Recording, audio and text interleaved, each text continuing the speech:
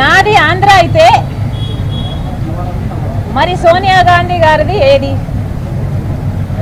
Italy కదా కదా వాస్తవమే కదా.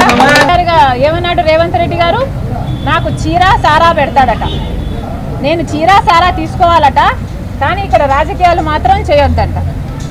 మరి ఆ లెక్కన రేవంత్ రెడ్డి గారు సోనియా గాంధీ గారికి కూడా చీరా సారా పెడుతున్నాము, మీరు ఇక్కడ రాజకీయాలు చేయకండి అని చెప్పే దమ్ము ఉండాలి కదా.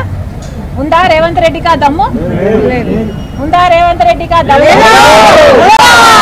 జై తెలంగాణ ఏ వేదిక మీద అనే దమ్ము అటు కేసీఆర్ కానీ, అటు సోనియా గాంధీ గారికి కానీ, అటు మోడీ గారికి కానీ ఈరోజు లేదు.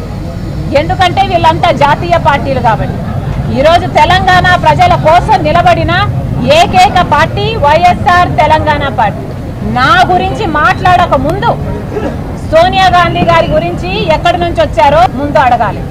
పార్టీ నాయకులు, వైఎస్ఆర్ తెలంగాణ పార్టీ కార్యకర్తలు నాతో పాటు ఈరోజు చాలా సంతోషంగా ఇండియన్ నేషనల్ కాంగ్రెస్ పార్టీలో విలీనం కావడం జరుగుతుంది.